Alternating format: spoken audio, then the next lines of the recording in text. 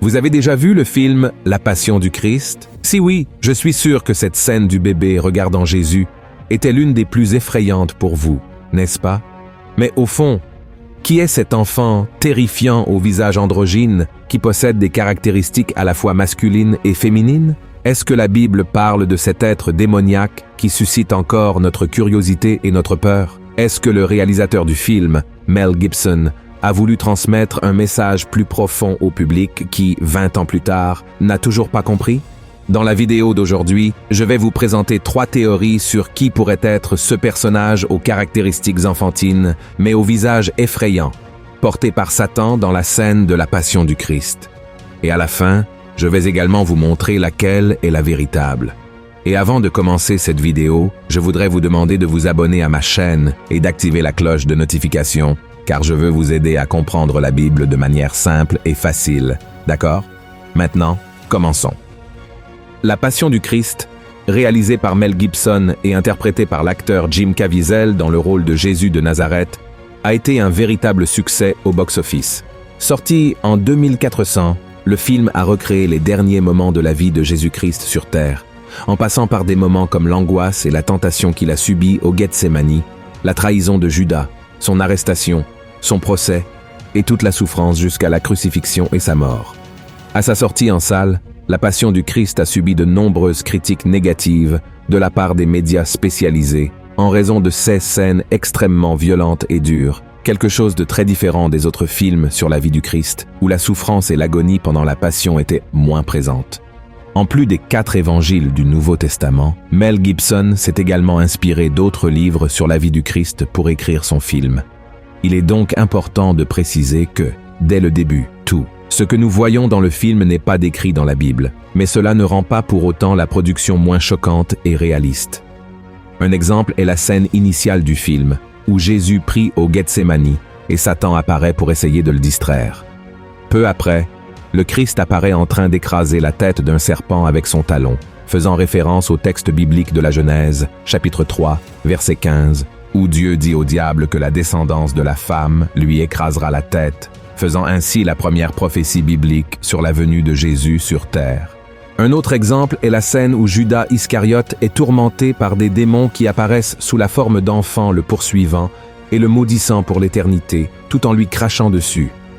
Ensuite, un âne en décomposition apparaît devant lui, entouré de nombreuses mouches. Et sur l'animal, il y a une corde que le disciple traître utilise pour se pendre. Et encore une autre scène unique de la Passion du Christ, qui n'est rapportée dans aucun des 4 évangiles de la Bible, mais qui attire beaucoup notre attention pendant la crucifixion, est celle où l'un des criminels, après avoir raillé le Christ, est piqué à l'œil par un corbeau. Il y a aussi le souvenir de Jésus en tant que charpentier construisant une table étrangement haute à la demande d'un Romain qui s'en moque. Mais de toutes les scènes du film qui ne sont pas dans le récit biblique, la plus frappante et la plus terrifiante est sans aucun doute celle du bébé. Et avant de parler de la signification de cette figure si étrange, nous devons comprendre pourquoi Mel Gibson a choisi de représenter Satan comme un être androgyne. L'actrice choisie pour ce rôle était Rosalinda Celentano. Mel Gibson a dit qu'il avait décidé de donner ces caractéristiques à Satan dans son film parce qu'il croit qu'il est réel, mais pas un être avec des cornes et une queue. Voici ce qu'il a dit. Satan est plus intelligent que cela et présente le mal comme quelque chose de séduisant et d'attirant, presque normal, presque bon, mais pas complètement. C'est ce que j'ai essayé de faire avec Satan dans le film. Le visage de l'actrice est symétrique, beau en quelque sorte, mais pas complètement.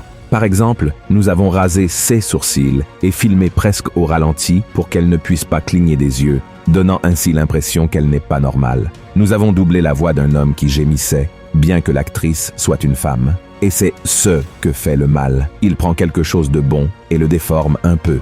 Frères et sœurs, bien que la figure de Satan soit perturbante, je dois avouer que j'ai trouvé incroyable la façon dont ce personnage a été montré dans le film, car c'est exactement ainsi que l'ennemi se présente à nous, comme quelque chose ou quelqu'un qui semble bon et beau alors qu'il ne l'est pas. Et maintenant que nous avons compris tout cela, parlons du bébé effrayant. Dans la scène, Jésus est flagellé par les soldats romains, tandis que Satan erre parmi la foule, observant toute cette violence contre le Fils de Dieu. À ce moment, le diable tient un petit enfant qui regarde Jésus de manière très sinistre. le bébé a une expression perturbante qui a laissé beaucoup de gens traumatisés pendant longtemps. Et pour cette scène, Mel Gibson a fait appel à l'acteur italien David Marotta, qui a aujourd'hui près de 60 ans. Bien qu'il ne soit pas connu à Hollywood, il a participé à d'autres productions européennes, mais sans aucun doute, son rôle le plus mémorable, quel que soit le temps à l'écran, a été dans le film La Passion du Christ. Quant à la signification de cette apparition du bébé dans le film, il existe 3 théories très répandues, et je vais vous les présenter toutes pour, à la fin, vous montrer laquelle est la véritable, selon l'auteur du film. Rappelons, frères et sœurs, qu'il n'y a aucun récit dans la Bible de Satan marchant parmi les gens avec un enfant dans les bras, bien que nous sachions que son esprit était là tout le temps, influençant les gens à condamner et maltraiter le Fils de Dieu. Passons maintenant aux théories. Première théorie, Jésus a été abandonné par le Père. Beaucoup de gens croient que Satan, en surgissant parmi la foule avec le bébé dans les bras, montre à Jésus que même lui est capable de s'occuper de son enfant, tandis que Dieu, qui est un Père attentif et aimant, l'a abandonné et a permis qu'il soit agressé, humilié et tué par les hommes. Autrement dit, le diable se moquerait de Christ. Cette théorie est intéressante, car elle nous fait réfléchir à la tentation que le Christ a subie de Satan dans le désert 3 ans auparavant. À cette occasion, le diable a emmené le Christ sur une montagne et lui a dit de se jeter en bas, car son Père enverrait des anges pour le sauver. Jésus a alors répondu en citant un passage du Deutéronome, chapitre 6, qui dit « Tu ne tenteras pas le Seigneur ton Dieu ». Deuxième théorie, la présence de l'Antéchrist.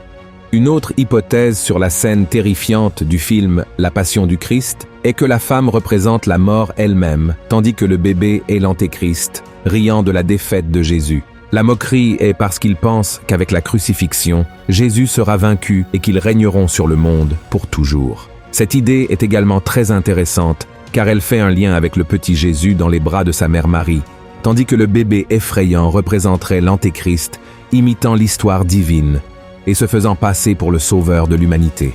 Comme nous le savons, il viendra dans le monde et se fera passer pour cet être qui promettra paix et sécurité en échange de l'adoration de son nom.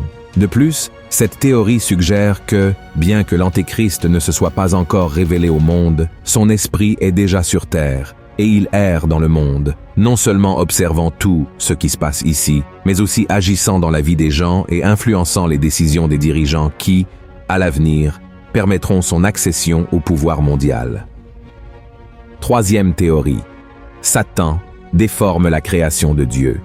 La dernière théorie concernant la scène où Satan porte un bébé démoniaque pendant la flagellation de Christ est très différente des 2 premières. Elle est liée au choix de Mel Gibson concernant les caractéristiques physiques de Satan.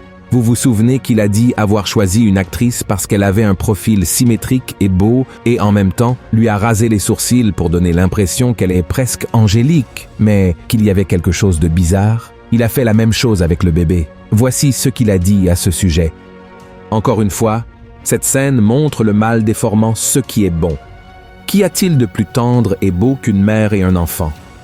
Alors, Satan prend quelque chose de beau et le déforme. Au lieu d'une mère et d'un enfant normaux, nous avons une figure androgyne tenant un bébé de 40 ans avec des poils dans le dos. C'est rare, frappant, c'est trop. Tout comme lorsque les soldats romains retournent Jésus pour fouetter sa poitrine. C'est frappant, c'est trop. En d'autres termes, frères et sœurs, voici le véritable message derrière la scène du bébé effrayant du film La Passion du Christ. Mel Gibson a mis cet enfant dans la scène pour représenter comment quelque chose de bon et pur peut être tordu et perverti par le mal. Et c'est exactement ce que l'ennemi fait souvent avec nos vies, n'est-ce pas? Il prend nos talents, dons et désirs que Dieu met dans notre cœur et les transforme en mal, juste pour nous humilier et nous éloigner de la présence de Jésus. C'est pourquoi, mes frères et sœurs, il est très important que nous restions vigilants en tout temps, car comme le Christ lui-même l'a dit, Satan est comme un lion rugissant cherchant qui il peut dévorer. Mais il n'y a rien à craindre, car, contrairement à ce que le diable veut nous faire croire, Dieu n'est pas un père qui abandonne ses enfants, et il prendra toujours soin de nous en tout temps, même dans les moments les plus difficiles.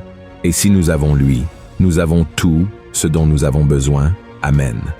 Si vous avez aimé ce message, partagez-le avec vos amis et votre famille, et abonnez-vous à ma chaîne. Je vous attends dans la prochaine vidéo. Que Dieu vous bénisse puissamment.